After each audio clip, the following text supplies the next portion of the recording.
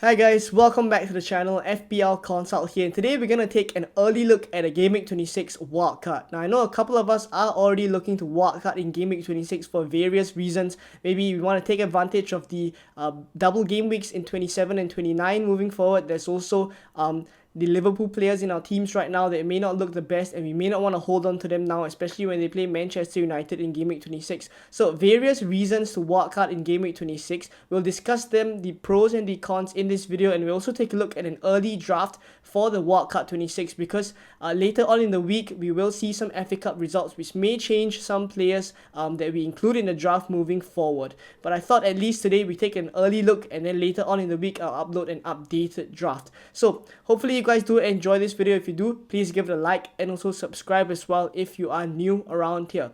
So, first thoughts on a wildcard 26 is basically the pros and cons. We'll cover the pros first. It is similar to a Game Week 27 wildcard. And I say this because in Game Week 27, we probably would want to take advantage of the Brentford and Brighton double. But in Game Week 26, Brentford play Fulham at home, Brighton play West Ham at home. There's every good reason to bring them in early right now and take advantage of those good fixtures here as well, right? So it is similar. A Game Week 26 wildcard will be similar to one in 27. And on top of that, if you are holding on to a lot of Liverpool assets at this point in time, so I'm speaking of the likes of Trent Alexander-Arnold, Mo Salah, Darwin Núñez, who all play Manchester United in Game Week 26, that may not be the best fixture for them at all, right? Given how Manchester United are coming off a win in the Carabao Cup, they're in good form right now, and Liverpool are struggling for form as well, right? So I would say that there's good reason to offload these Liverpool assets, especially if we switch them over to Brighton and Brentford assets who double in 27 and 29 as well. Now, another very good advantage of a wildcard 26 is basically that it allows us to set up for a bench boost in Game Week 29, right? If for those of you guys who still have your bench boost chip with you, right? Because in Game Week 29, that will be the biggest double of the season. So a bench boost 29, if that is attractive to you, a wildcard 26 can actually take advantage of that as well. So we'll speak about a little bit about the cons now.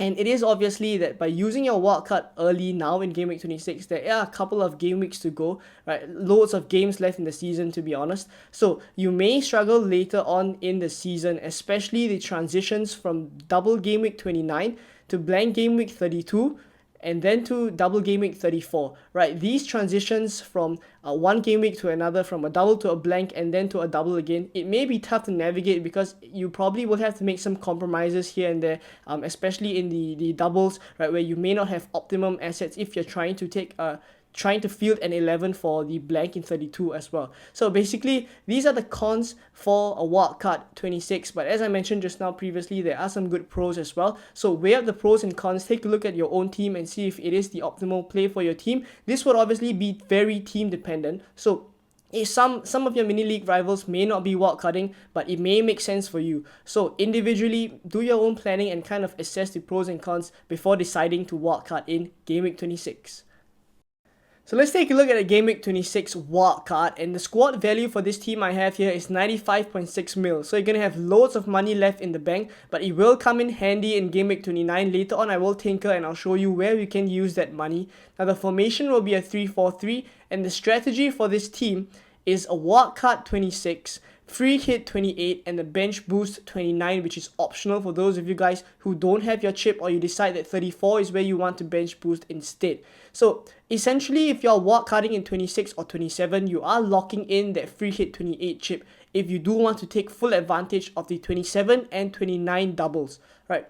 Let's take a look at the team right now, and we're going to go with Raya in goal here because Brentford have been looking really good for clean sheets. Raya is the top scoring goalkeeper at this point in time. He's only 4.8 mil, really cheap, and Brentford of course have that double in 27 and 29.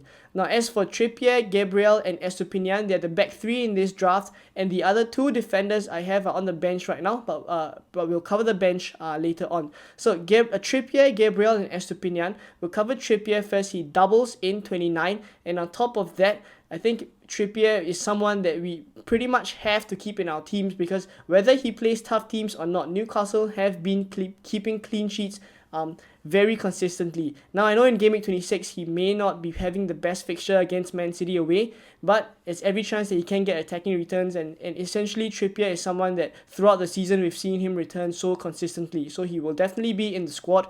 Gabriel is an interesting one because Arsenal do have a single game week fixture against Leeds in Game Week 29, so you may look to sell Gabriel when Game Week 29 comes around, but from now until then, Gabriel has really good fixtures for clean sheets, and on top of that, his attacking threat is the best out of all Arsenal players, so if he does get attacking returns and keep a clean sheet, that's a haul for him there. Now, Estepinian, of course, a double game week play, double game week 27 and double game week 29 for Brighton, and on top of that, he is also good for attacking threat. So once again, haul potential there. Now, talking about the bench before we move on to the midfielders, Kepa, McAllister, Shaw and Botman, all of them are double game week plays because they all double in 29. Now, Kepa, of course, depending on the fixtures, we can sub him in for Raya across the weeks or later on in the season where we see Brentford have tough fixtures. Right, Kepa is a very ready, good replacement.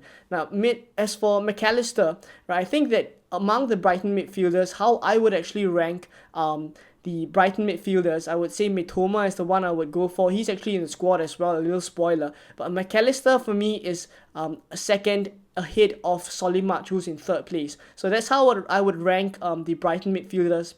I actually like McAllister's attacking threat because he is actually adopting a different kind of role as we saw earlier on in the season. Right, earlier on in the season he was kind of at a number 8 role, a little bit deeper, but currently now he's kind of taking a little more of a number 10 role as we have seen of late, closer to goal, and on top of that he's on set pieces, he's on penalties as well. He does have a good shot in him from distance, of course. Right, so McAllister I think is a really good pick, especially with those doubles in 27 and 29. Now for Luke Shaw, Manchester United have been looking solid in defense, and on top of that, Luke Shaw has good attacking threat. He whips in those crosses. We did see that 12-pointer against Leicester as well. So Luke Shaw doubles in 29, and that's where we want to take full advantage of that as well. And then Botman for that Game Week 29 double. He's a good bench option as well. Other weeks when we only want to play Trippier, take for example this week in 26 where they play Man City away, we can just bench Botman. He's pretty cheap as well. So now let's take a look at the midfielders. So on to the midfielders, and we're going to go with Saka, Odegaard, Rashford and Mitoma. So I'll cover the Arsenal players first. Odegaard and Saka at this point in time obviously are the Arsenal attackers of choice. Nketiah, he just got benched.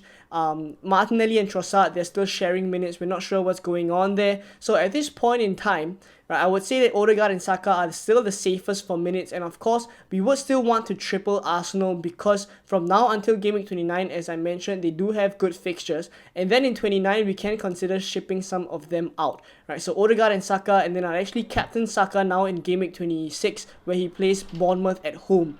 Now Rashford, of course, undroppable. He's been in the best form of his life right now, right, and he's pretty much fixture proof. Right, so Rashford is in the squad, and then Mitoma, as I mentioned, I still prefer him as the number 1 Brighton attacker for me ahead of McAllister. So this is pretty much the midfield, and essentially we cover quite a couple of bases. Rashford, who is essential, right? McAllister and Mitoma, who double in 27 and 29, and then we have Saka, who obviously in Game Week 29, if we go without him, we would still be pretty afraid because they do have Leeds at home, which is a fixture that Arsenal could play well in, and that's why we at least want to have one Arsenal coverage in 29, and that attacker for me would be Saka. Right, so now let's take a look at the forwards that we're going to have in this Game Week 26 wildcard draft. So we're going to go with Ollie Watkins, Ivan Toney and Erling Haaland up front. Now Haaland, of course, we cannot drop him. And then Ivan Toney, this is definitely a Game Week 27 and Game Week 29 double game week play. Right, and for Ollie Watkins, the reason why I have him there is because he's in good form. 5 goals in 5 matches recently, and on top of that, in Game Week 29, he doubles. And that's pretty much the difference between Harry Kane and Ollie Watkins, because there's a lot of money left in the bank. You could make the case to go Ollie Watkins up to Harry Kane, but the thing is, if you are free hitting in Game Week 28, then you would come back into Game Week 29 with Harry Kane in your team who has a single game week fixture. Now that's if we went Harry Kane from the start right now.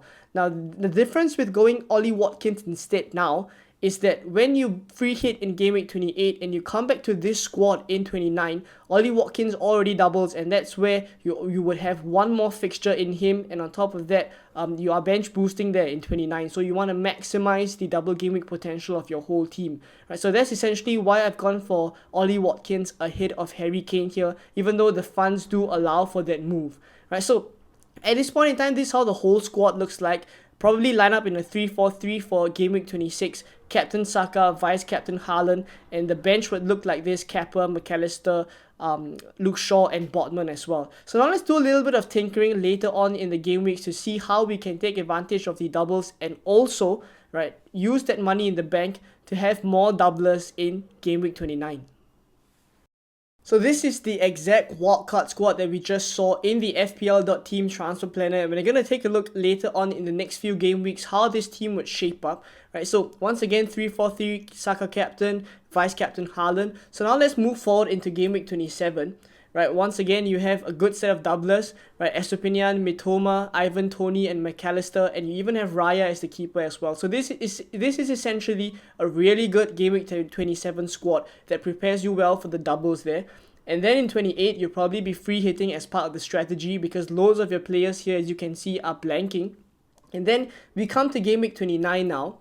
And basically, the moves that I think would come in handy right now with the budget that we have is basically Odegaard up to James Maddison. Now, this is a move that I think, obviously, Maddison is injured at this point, but if he is fit to play, I think this is a move that will be really good in Game Week 29 because Leicester actually have a good set of double Game Week fixtures here: Crystal Palace away and Aston Villa at home.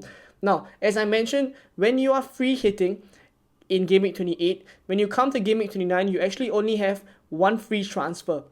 Now, the transfer ticker here actually shows 2 free transfers, but that's because I haven't actually activated the free hit in Game Week 28 for this particular display that we're showing here, but actually you only have 1 free transfer. So bring in Maddison for Odegaard is already one move that you're using, but another move that you can consider, which would be for -4 in Game Week 29, is to do Gabriel, who is another single Game Week player, and do Gabriel to Reece James. Now, obviously, this is dependent on how Chelsea perform and also the minutes that Reece James is getting. But at this point in time, I would actually consider this move or actually plan for this move in Game Week 29, and this would be for a -4. And essentially, when you look at this team right now, the only single Game Week players you have are Saka and Haaland. Saka to take advantage of that Leeds at home fixture, which I do think there will be goals in, and then Haaland, who plays Liverpool, who have been so poor defensively that there's every chance Haaland can still score. The only 2 single game week players that I think will be necessary in 29 will be Saka and Haaland, and then for the rest of your team, there's all double game week players there. So Raya, Estupinian, Reece James, Trippier. Then you have Rashford, Mitoma, Maddison as the doublers as well in midfield. And then Ollie Watkins and Ivan Toney up front who are doubling. And then on your bench is full of double game week players, as we mentioned just now, to take advantage of double game week 29. So let me know what you guys think of this draft. Right, I'll move it all the way back to Game Week 26 right now. So let me know what you think of this team. Would you make any changes? Of course, this is still a first draft. Later on in the week, after the FA Cup games, when we get a clearer image of the game weeks moving forward, I can upload an updated draft. But for now, let me know what changes you would make, which players you would have in your Game Week 26 squad that I don't have, and am I sleeping on some players that are necessary, right? But for now, I hope you guys enjoyed this video, and if you did, please give it a like and also subscribe as well if you are new around here. And I'll catch you guys in more Game Week 26 content very soon. Bye-bye.